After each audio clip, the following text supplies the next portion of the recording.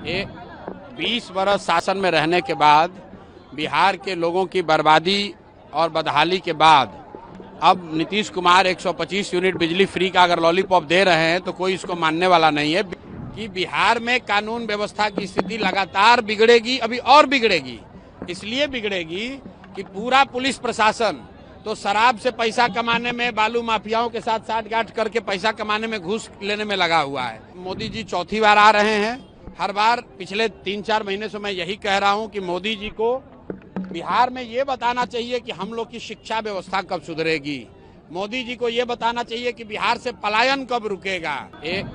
20 बरस शासन में रहने के बाद बिहार के लोगों की बर्बादी और बदहाली के बाद अब नीतीश कुमार 125 यूनिट बिजली फ्री का अगर लॉलीपॉप दे रहे हैं तो कोई इसको मानने वाला नहीं है। बिजली के विषय में जो समाज के लिए सबसे बड़ा इशू है वो है स्मार्ट प्रीपेड मीटर का, जिसकी वजह से हजारों परिवार अंधेरे में जी रहे हैं और प्रीपेड होने के वजह से लोगों का बिजली एक दिन भी अगर पैसा नहीं दिया तो कट गया। दूसरी जो समस्या है कि बिजली का बिल गलत आ रहा है। आप बताइए, अगर 100 रुपए के बजाय 500 रुपए बिल आए और फिर उसमें 100 यूनिट आप फ्री कर दीजिए, उससे फायदा क्या है? लोगों का तो उससे नुकसान है। जनता इस झांसे में आने वाली नहीं है। नीतीश कुमार की विदाई तय है। नवंबर के बाद यहाँ बिहार में नया मुख्यमंत्री बन रहा है।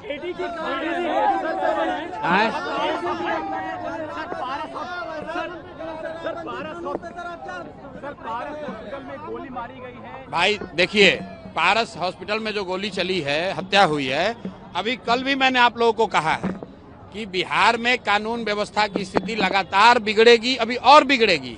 इसलिए बिगड़ेगी कि पूरा पुलिस प्रशासन तो शराब से पैसा कमाने में, बालू माफियाओं के साथ साठगांठ करके पैसा कमाने में, घूस लेने में लगा हुआ है।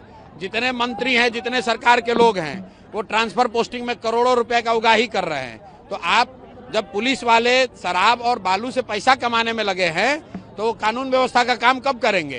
तो ये स्थिति न सिर्फ अभी बिगड़ी है, आगे भी बिगड़ने वाली है। सरकार का इकबाल खत्म हो गया है। नीतीश कुमार मुख्यमंत्री के तौर पर काम नहीं कर रहे हैं। उनकी शारीरिक मानसिक स्थिति ऐसी नहीं है।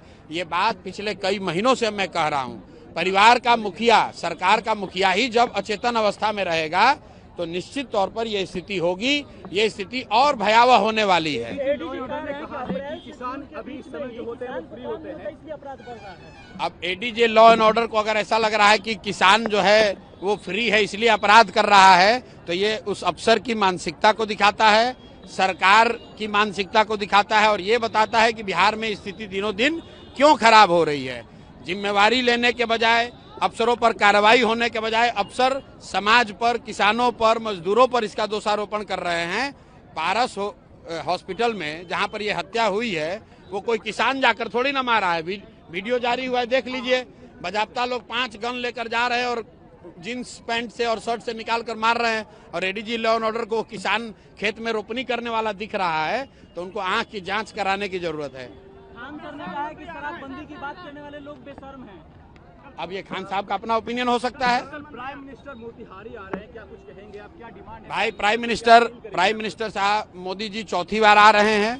हर बार पिछले 3-4 महीने से मैं यही कह रहा हूं कि मोदी जी को बिहार में ये बताना चाहिए कि हम लोग की शिक्षा व्यवस्था कब सुधरेगी। मोदी जी को ये बताना चाहिए कि बिहार से पलायन कब रुकेगा। मोदी जी को ये बताना चाहिए कि यहाँ रोजगार फैक्ट्री कब होगा ताकि बच्चों को गुजरात और महाराष्ट्र 10-12 हजार रुपए के लिए न जाना पड़े। बाकी की जो बात कर रहे हैं मोदी जी कि एक ट्रेन दे देंगे, एक रोड बना देंगे, इसकी हम लोग को जरूरत नहीं है। ये हम लोग सब अपने से कर सकते हैं। हम लोग के बच्चों के लिए रोजगार होना चाहिए, पलायन बंद होना चाहिए। 2 रुपया कम मिले लेकिन बच्चे अपने परिवार के साथ रह सके, लोग अपने परिवार के साथ रह सके, पढ़ाई कर सके, रोजगार कर सके। लोगों की ये इच्छा है। और आपने अभी सभा में देखा, मैंने पूछा भाई अगर वोट बिहार का है तो फैक्ट्री कहाँ लगना चाहिए? लोगों ने कहा बिहार में लगना चाहिए। और मैंने ये भी पूछा कि बताओ 15 साल में आप मोदी को वोट दे रहे हो, बिहार के लोग, मोदी जी ने फैक्ट्री कहाँ लगाया है, बिहार में कि गुजरात में? तो हर व्यक्ति कह रहा है कि नहीं गुजरात में लगाए हैं। और फिर मैंने लोगों से पूछा कि ये आपको आगे मंजूर है? तो लोगों ने कहा ये मंजूर नहीं है। अब ये नहीं चलेगा कि आप वोट बिहार में लीजिएगा और फैक्ट्री गुजरात में लगाइएगा। बिहार में बदलाव होगा, बिहार में जनता का राज होगा, बच्चों के लिए शिक्षा, रोजगार होगा।